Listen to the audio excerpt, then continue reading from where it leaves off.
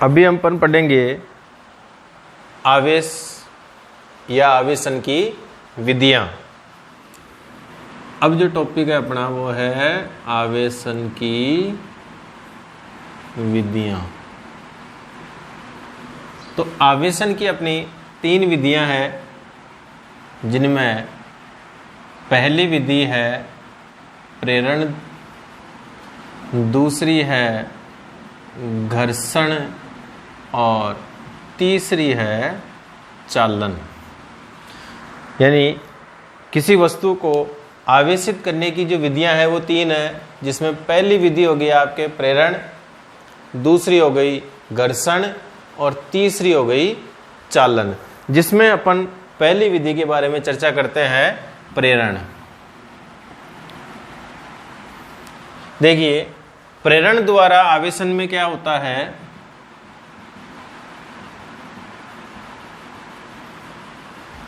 प्रेरण का मतलब होता है बिना स्पर्श करे। बिना स्पर्श करे किसी वस्तु को या किसी अनावेशित वस्तु को, किसी अनावेशित वस्तु को आवेशित करने की प्रक्रिया, आवेशित करने की प्रक्रिया क्या कहलाती है, प्रेरण द्वारा आवेशन कहलाती है। बिना स्पर्श करे किसी अनावेशित वस्तु को आवेशित करने की प्रक्रिया क्या कहलाती है, प्रेरण द्वारा आवेशन कहलाती है। अब इसे अपन डायग्राम द्वारा समझते हैं।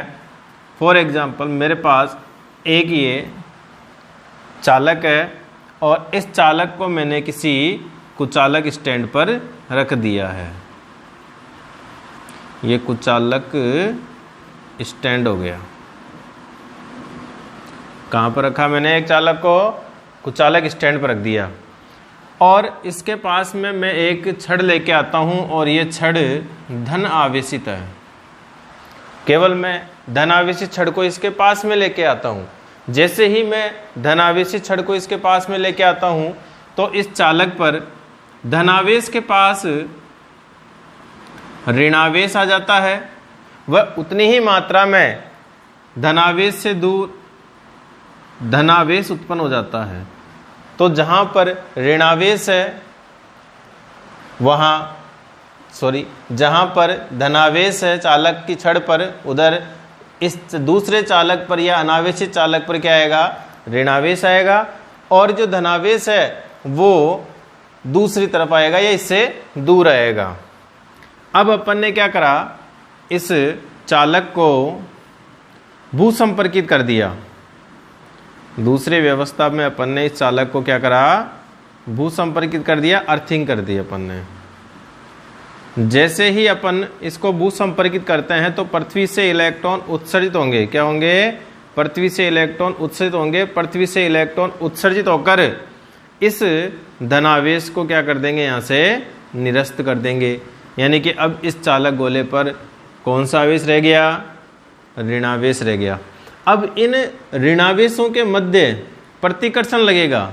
क्या होगा, इन ऋणावेशों के मध्य जो ऋणावेश यहाँ पर स्थित है उनके बीच में क्या लगेगा, प्रतिकर्षण लगेगा। और उस प्रतिकर्षण के कारण ये ऋणावेश दूर दूर व्यवस्थित हो जाएंगे। जितनी ज़्यादा अधिकतम दूरी इनके बीच में हो सकती है उतनी ज़्यादा अधिकतम दूरी के बीच में ये क्या हो जाएंगे, व्यवस्थित हो जाएंगे।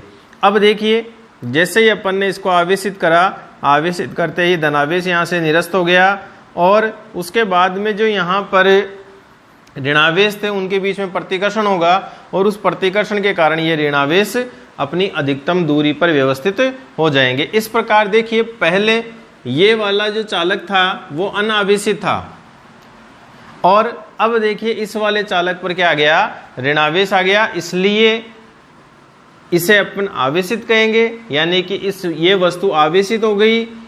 आवेशन की प्रक्रिया जो है ये, इसे अपन क्या कहेंगे, प्रेरण कहेंगे। तो प्रेरण द्वारा जो आवेशन है उसमें 2 वस्तुओं को स्पर्श करने की आवश्यकता नहीं होती है। बिना स्पर्श करे ही आवेश आ जाता है अनावेशित वस्तु पर। तो ये तो हो गया प्रेरण द्वारा आवेशन। अब इसके बाद में आगे अपन बात करते हैं घर्षण द्वारा।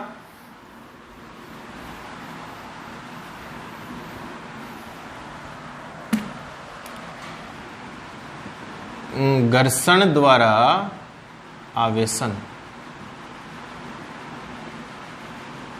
देखिए घर्षण का मतलब होगा कि दो वस्तुएं एक दूसरे के संपर्क में आएगी और उन्हें क्या करना पड़ेगा, अपन को घर्षित करना पड़ेगा। जैसे मेरे पास एक ये चालक है और इस चालक को अपन किसी अन्य चालक से क्या करते हैं, घर्षित करते हैं। ये दूसरा मेरे पास यहाँ पर चालक है, इस चालक से मैंने इसको क्या करा, घर्षित करा। अब देखिए इसमें इलेक्ट्रॉन, प्रोटॉन और न्यूट्रॉन मौजूद है और इलेक्ट्रॉन, प्रोटॉन, न्यूट्रॉन इसमें भी मौजूद है। अब ये जब यहाँ पर घर्षित करेंगे तो यहाँ पर ऊर्जा या ऊष्मा उत्पन्न होगी, ठीक है। वो ऊष्मा इनके भारितम कक्षा में जो उपस्थित इलेक्ट्रॉन है उनको प्राप्त हो जाएगी। किनको प्राप्त हो जाएगी, भारितम कक्षा में जो इलेक्ट्रॉन मौजूद है उन इलेक्ट्रॉनों को ये ऊर्जा प्राप्त हो जाएगी। और जैसे ही भारितम कक्षा के इलेक्ट्रॉनों को ऊर्जा प्राप्त होती है तो जिस वस्तु का, इनमें से जिस वस्तु का आयनन विभव कम होगा या जिसकी आयनन ऊर्जा कम होगी, वो कम ऊर्जा पर क्या कर देगी, इलेक्ट्रॉनों का निष्कासन कर देगी या इलेक्ट्रॉन त्याग देगी। तो जो वस्तु इलेक्ट्रॉन त्यागेगी उसे दाता कहेंगे, ये अपन ने पहले भी पढ़ लिया, ठीक है। ये इलेक्ट्रॉन इस वस्तु ने त्यागा है तो इसको दूसरी वाली वस्तु क्या कर लेगी, ग्रहण कर लेगी। तो दूसरी वाली वस्तु ने इस इलेक्ट्रॉन को ग्रहण कर लिया। यानी कि पहले दोनों पर, जैसे कि अपन ने पहले वाली क्लास में पढ़ा था कि प्रारंभ में दोनों पर धनावेश और ऋणावेश यानी प्रोटॉन संख्या और इलेक्ट्रॉन संख्या बराबर होती है। लेकिन अब इसने एक इलेक्ट्रॉन इसको दे दिया तो यहाँ पर इलेक्ट्रॉनों की कमी हो गई, यानी कि ये धनावेशित हो गई। और इसने इलेक्ट्रॉन ग्रहण किया है, ये ग्राही वस्तु है।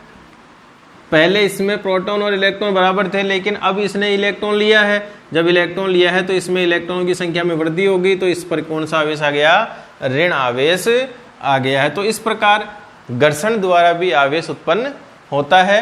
और घर्षण में जो वस्तु इलेक्ट्रॉनों का त्याग करती है उसे दाता कहेंगे, जो इलेक्ट्रॉन ग्रहण करती है उसे ग्राही कहेंगे।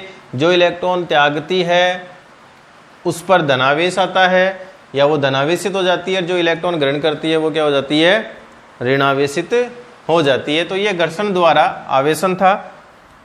नेक्स्ट इसके बाद में अपन चालन जो विधि है या चालन द्वारा आवेशन की बात करते हैं। चालन द्वारा आवेशन, देखिए प्रेरण में बिना स्पर्श करे अनावेशित वस्तु आवेशित हो जाती है जब उसके पास में अपन कौन सी लाते हैं, कोई आवेशित वस्तु लाते हैं। घर्षण में दो वस्तुओं को घर्षित करते हैं। अब प्रारंभ में चाहे वो दोनों वस्तुएं अनावेशित हो तो भी घर्षण में आवेश आ जाएगा, दोनों पर विपरीत प्रकृति में आवेश आएगा और समान मात्रा में रहेगा। चालन में भी अपन को वस्तुओं को स्पर्श कराना पड़ेगा, यानी कि चालन विधि में भी अपन को वस्तुओं को क्या कराना पड़ेगा, स्पर्श कराना पड़ेगा।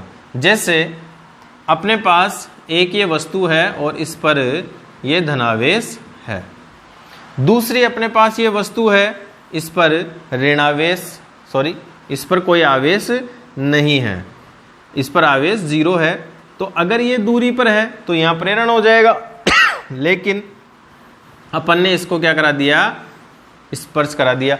जैसे ही अपन स्पर्श कराएंगे तो यहाँ चालन विधि द्वारा आवेश जो है वो दोनों वस्तुओं पर, आवेश जो है वो दोनों वस्तुओं पर समान मात्रा में क्या हो जाएगा, वितरित हो जाएगा। अब दोनों पर जो आवेश है वो समान रहेगा, ठीक है। और जैसे ही अब इनको अपन दूर दूर करेंगे, जैसे ही अब अपन इनको दूर दूर करेंगे तो दोनों पर अब आवेश समान मात्रा में विभाजित होगा। यानी चालन विधि में वस्तुओं को एक दूसरे से स्पर्श कराना आवश्यक होता है और जब अपन स्पर्श करा के उनको हटाते हैं तो दोनों वस्तुओं पर आवेश बराबर मात्रा में विभाजित होता है या दोनों पर आवेश जो है वो बराबर मात्रा में होता है। इसके लिए देखो अपन ने एक एग्जाम्पल देखा, जैसे अपने पास तीन गोले हैं ए, बी और सी। जो गोला ए है इस पर प्लस का आवेश है और जो गोला बी है इस पर प्लस का 2q आवेश है और जो गोला सी है उस पर माइनस का आवेश है। सबसे पहले गोले ए को बी से स्पर्श कराया गया है, तो जब गोले ए को बी से स्पर्श कराया जाएगा तो अब इन पर कुल आवेश हो जाएगा q प्लस 2q, यानी कि इन पर आवेश हो गया 3q। अब गोले ए को बी से स्पर्श करा दिया। अब गोले ए को, इसके पश्चात गोले ए को किससे स्पर्श कराया जाएगा? सी से स्पर्श कराया जाएगा। पहले गोले ए को बी से स्पर्श कराया, दोनों पर कुल आवेश कितना हो गया? 3q। और जब दोनों को हटाएंगे, तो दोनों को हटाने पर एक बार मैं इसको अलग अलग दिखा देता हूं।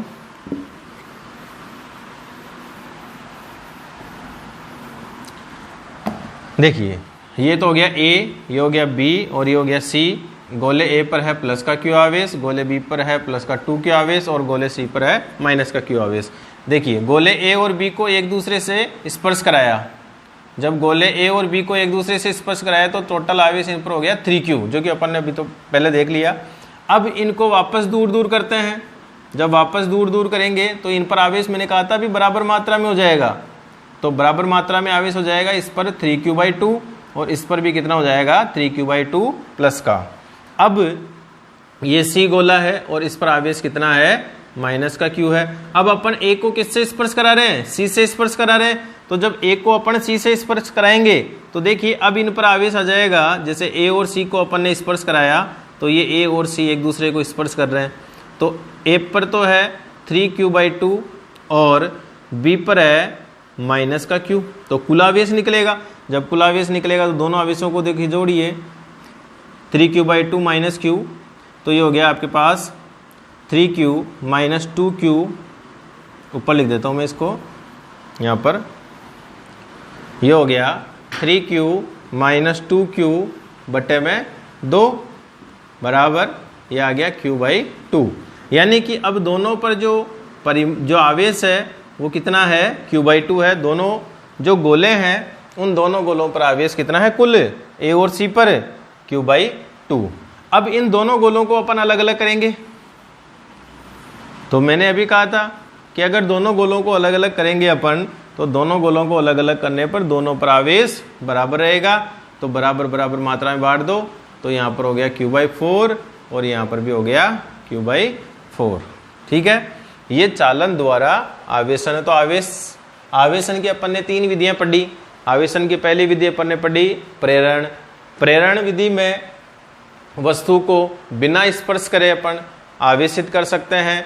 दूसरी अपन ने पढ़ी घर्षण, जिसमें कि वस्तुओं को रगड़ते हैं और रगड़ने पर आवेश उत्पन्न होता है या वो आवेशित हो जाती है। दूसरा है चालन, और चालन में अपन क्या कराते हैं? एक आवेशित वस्तु को दूसरी वस्तु से स्पर्श कराते हैं, जिससे दूसरी वस्तु आवेशित हो जाती है।